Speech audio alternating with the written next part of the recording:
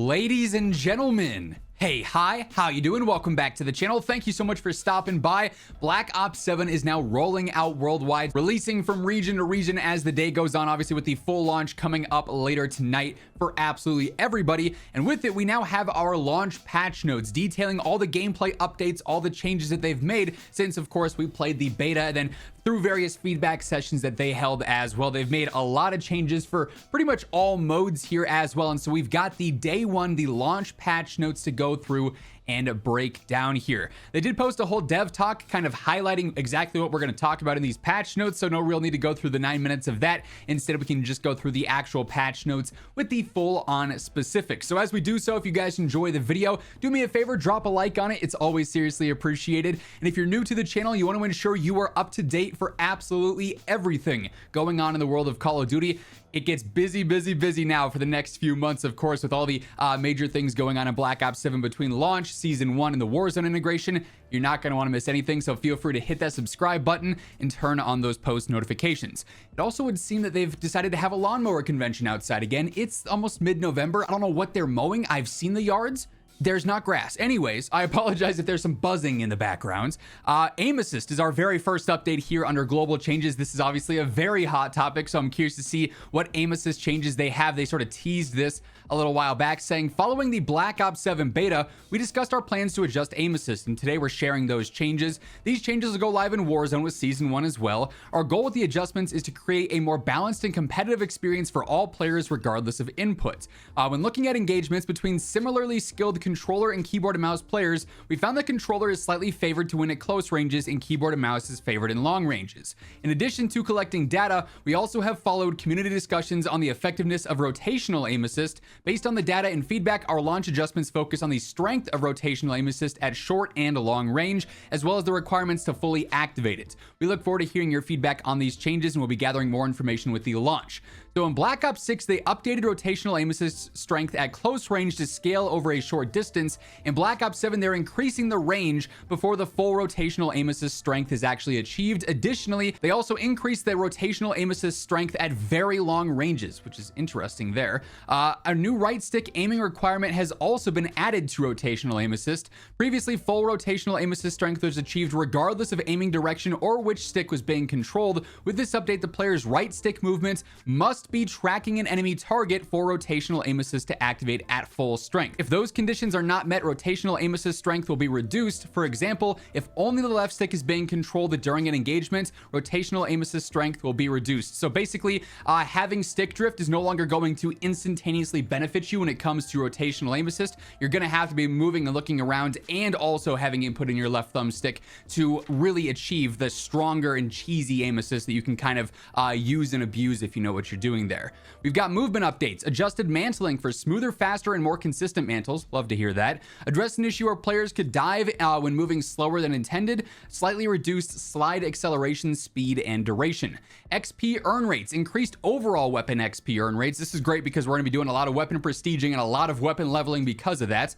Weapons will progress faster than they did in the beta and will reach max level roughly 25% faster than they did in Black Ops 6. That seems good on paper. Addressed inconsistent per item overclock earn rates to ensure that you actually earn them at a consistent rate when using lethal, tactical, field upgrade, and score streak types frequently and successfully. Increase the overall daily challenge bonus XP up to 5,000 instead of 3,000. With challenges here, they added the ability to re-roll one daily challenge per day, taking a page out of Battlefield's book there, it seems like. The re-rolled challenge will be replaced with a different challenge, allowing players to replace one challenge they don't want to complete each day for a chance at something that better aligns with their playstyle if desired. With medals and score events, added a significant number of new multiplayer and zombie medals, as well as returning medals that were not included in the beta. View the medal collection in the career and stats menu for the full list of all of those.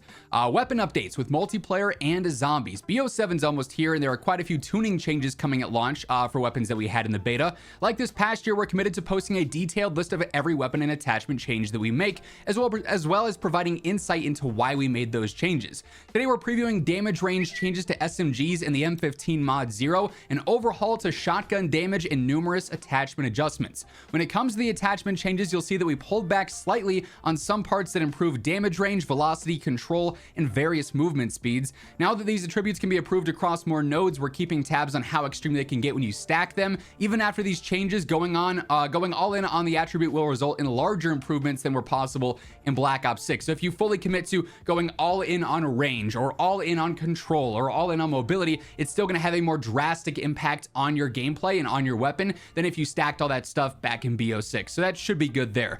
You can really commit to, you know, a certain stat category if you want. Some weapons will be able to push greater extremes than others in certain areas. Expect frequent attachment tuning throughout BO7. As a final note, most weapon classes had jump penalties for ADS and sprint to fire slightly increased. There were two reasons for that. The first is that it's part of the balancing factor for wall jumping during an engagement, and especially important now that ADS during wall jump is baseline. The second is that there are opportunities to reduce these penalties via attachments, including significant improvements on some prestige attachments. For more specific zombies weapon adjustments, including pack-a-punch changes, check out that section below. So we'll get to that here in the near future towards the end of this video. So here with rifles, jump ADS speed penalty increased and jump sprint to fire penalty increased. Attachment updates on the tac laser. The tac stance ADS speed improvement was actually reduced a little bit. The M15 mod 0 is getting a new mid damage range. This will make it more difficult to achieve a 4-shot kill with headshots beyond that close range. So that close damage range also gets nerfed a tad bit there. Then they adjusted the velocities on the various barrels here. The Delta barrel, the Fusion barrel, the Caravan H2 grip improvements were reduced with vertical control there. Telescopic stock movement speed stuff was reduced there. Then on the 3 milliwatt motion laser strike, the damage range improvement was also slightly reduced. On the MXR 17 attachment updates here, the compensator is doing less control now. The Redwell brake is doing less control. The Rapid Sterling barrel is doing less bullet velocity now. The Greaves Covenant stock is doing less movement speed. The Rift M7 barrel is doing less velocity. The 3 milliwatt motion laser is doing less damage range, and the Fissure grip is doing less vertical control. With the Peacekeeper, tac stance spread was actually increased a little bit there. Then we see several attachment updates, including the Longbow barrel doing less damage range, the Merge barrel doing less damage range, the Accordance grip doing less horizontal control, the Kinetics MK1 grip doing less vertical control. Swiftguard stock movement speed updates and benefits there were reduced. The Pathfinder stock tac stance spread improvement reduced, and then the Agile laser damage range improvement reduced there. With SMGs, we pulled back on the range of SMGs across the board and moved some of it back into the barrel attachments. We want SMGs to have a well-defined role up close with damage upside and the choice to further build it out into range if you want that. So general adjustments, ADS speed penalties for jumping and sprint to fire both increased there. Addressed issues with ADS firing motion on SMGs when modifying recoil stabilization. And then the tac stance ADS speed improvement was also reduced across the board here. On the Raiden, they actually nerfed the range basically across the board, so that's not going to be as versatile now. The hip spread was increased. The jump slide dive hip fire spreads were also increased as well. A couple of attachment updates on this. Basically all the attachments offering less of a benefit than before, with the Hawker stabilizer, the Vienna barrel, the Greaves barrel, the skeletonized grip, the bounty grip, the collapsible stock, and the Agile laser. On the Razor 9mm, damage range reduction basically across the board outside of its final damage range. Same deal with some of the attachment updates there. On the Dravik 45, this was a high performer in the beta. As we mentioned in the patch notes, low recoil is core to this weapon's identity and something we want to maintain. The adjustments to the Dravik are heavier than on other SMGs, and it's receiving some hip fire spread nerfs. The damage and headshot changes are minor and create a path towards reducing long range TTK with multiple headshots without affecting the max damage range. The goal is for the Dravik to be an accurate weapon that can consistently hit targets at longer ranges, but sacrifice some speed and some power. So the close damage gets nerfed, and then the range gets nerfed across the board. Headshot multiplier was increased though to favor that. Worse hip spread now. Sprint and jump hip fire spread also increased. And then again, several attachment updates to make those less strong in terms of their benefits. They give us a whole novel about shotguns here. Shotguns are undergoing a significant rework to their damage mechanics. They now have two damage values, pellet damage and base damage. Pellet damage is applied for each pellet that hits a target, which is how shotguns worked previously. The base damage is applied once per shot that hits an enemy, regardless of how many pellets have hit. Having these two separate damage values gives us much more control over consistency across ranges with shotguns. It enables us to establish a damage floor using the base damage and then keep pellet damage lower to prevent extreme spikes. So maybe they can finally go through and really properly balance shotguns. It seems like for the past few years, it's either been insanely broken and super overpowered, or utterly useless, and basically no middle ground there. In addition to the damage changes, we also made some improvements to slugs. We want slugs to be a viable playstyle that opens up more use cases for shotguns, and we also increased the hipfire spread while sprinting with the gung ho perk. This is another one that we're watching to make sure there's a meaningful mid-range trade-off when building for that aggressive playstyle. So in general for the shotguns, jump ADS speed penalty, jump sprint to fire penalty increased, reduce the muzzle flash on slug rounds, lower leg and foot multipliers were all increased here. Tac laser ADS sight speed improvements were reduced a little bit. On the breacher here, basically the damage ranges are going to be listed as just their base value now, with the base damage and then also the pellet damage across the board. Time to fully charge was actually increased by 0.1 seconds. Sprint hipfire spread increased, tac stance spread increased, couple of attachment updates there. Then with Dragon's Breath also, they basically nerfed all of the close ranges, but then its long range ended up getting a better range value there. On the slugs, the damage is actually buffed basically across the board here, so those will be a little bit stronger. There were also some slight slug adjustments here to the headshot damage scaling, the neck damage scaling, basically all the different hitboxes and multipliers you can have. The velocity now starts at 120, but then can increase while you charge it as well, for what it's worth. The Echo 12, you got the base and the pellet damage on there as well. Sprint hipfire spread increased a little bit, then several different attachment updates. If you want to read the exact specifics, feel free to go ahead and pause the video there for all the precise values. Echo 12 Dragon's Breath, range nerf up close, but then range buff everything outside of its max damage range. Then on slugs, the damage actually gets nerfed here, but the range is a little bit better in the mid range as well. And then on the Akita detailed weapon stats do not currently display base and pellet damage, so we are providing the current damage values for our third launch shotgun, the Akita. So we've got those values there now, and just explaining it for Dragon's Breath as well, basically. LMGs generally, jump ADS speed penalty and sprint to fire penalties both increased. The tac laser speed improvement was also reduced. On the MK78, it's basically just a whole lot of those attachment updates there, making those not as strong, but you can still stack them for some positive benefits. That was actually the only LMG adjusted. There's only 2 of them, for what it's worth. On the marksman's, same deal with the jump ADS and jump sprint to fire penalty increasing. Tac laser is not going to be as strong there. M8A1, just the basic attachment updates here, making those not as strong. Sniper rifles on the VS Recon, further improvement with rechamber stability from where it was changed to during the beta, so that's solid there. Then the same deal with a lot of attachment updates with some of the barrels, some of the mags as well, a few of the grips in there. The X3 Ion, basically just all of the attachment updates as well, sort of going through the exact same style of changes across the board. With the pistols on the Jaeger 45, tac stance spread increased a little bit, and then the basic attachment updates yet again. On the Coda 9, which is what I see myself probably running the most here, basically just a bunch of attachment updates across the board. With launchers, they reduced the turn, sway, and idle motion, and then also enabled idle sway delay system so that ADS starts perfectly centered. Then on the ARC M1, addressed an issue that could cause projectile trajectory to deviate. It's intended to travel perfectly straight. Addressed an issue where interrupting charge up with a melee could result in firing an instant shot afterwards. Then we have general weapon attachment updates. There's a lot of weapon updates here, surprisingly. Mobility spread muzzle now improves tac stance spread and all hip spread values. Mobility foregrip improves movement speed and no longer improves sprint speed. Fast mags and flip mags have had their starting and max stock ammo increased a little bit. And then tactical sprint stock, this stock now improves all hip spread values. All weapons that had the tac stance spread movement improvement increased by 2%, except for SMGs, where they were improved by 5%.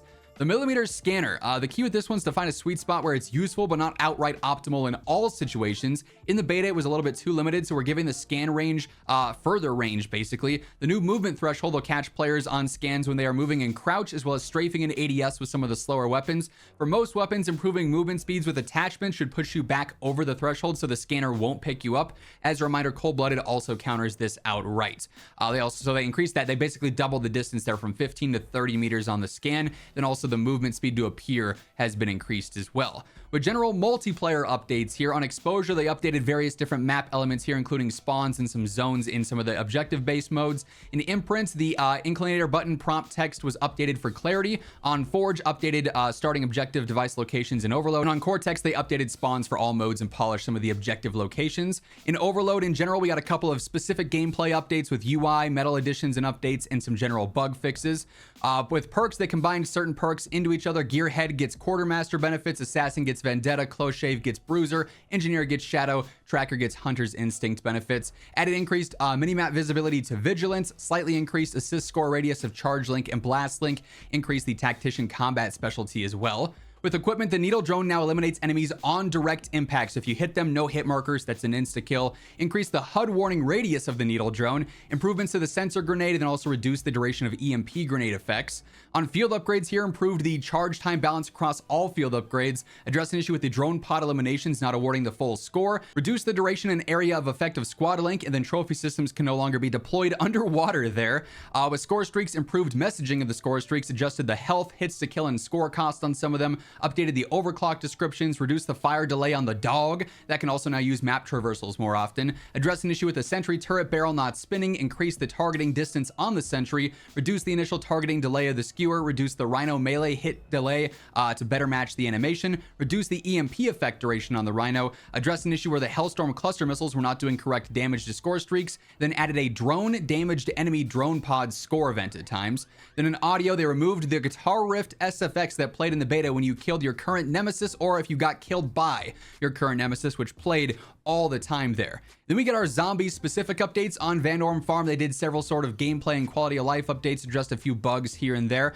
TED tasks now spawn in the map. They made a couple of weapon specific updates. In general, they addressed an issue that was severely reducing the effective penetration of all bullet weapons. Slight increase to the legendary and Pack-a-Punch 3 damage multipliers for ARs, SMGs, marksmans, and shotguns. Pack-a-Punched SMGs now have a short damage range buff as well. On the MXR specifically, they increased the stock ammo to 550 for a Pack-a-Punch version. On the ARC, increased the charge gain. Flatline MK2 non-Pack-a-Punch lowered the heavy melee damage a little bit and lowered the head scale. Pack-a-Punch, though, its damage is different there. Then Dravik 45 lowered the kick scale by 100% on the Pack-a-Punch variant. With enemies, addressed an issue where zombies had trouble attacking the ARCXD. Couple of UI updates here. Then there is a known issue where the Doomsteel Mastery Camo unlock requirement says 30 elite zombies instead of 10 that are actually needed, and that'll be adjusted after launch. They do talk about how they have the Trello board up, and I'll be monitoring that on a day-to-day basis. So whenever the devs reveal new inbound fixes or they're investigating new things, I'll be sure to keep you guys in the know for basically everything going on there as far as updates, changes, bugs, all sorts of things like that are concerned. And quite frankly, everything going on in COD is covered here. You'll never miss any need to know details if you are subscribed, so feel free to hit that sub button if you haven't already. And if you enjoyed this video, drop a like on your way out. That's gonna wrap things up though. Those were the launch patch notes for Black Ops 7. It's a new year, baby. Same me, same channel to stay up to date with everything. Thank you guys so much for tuning in though. Until next time, take it easy, have an awesome rest of your day, and I'll catch you later. Peace out.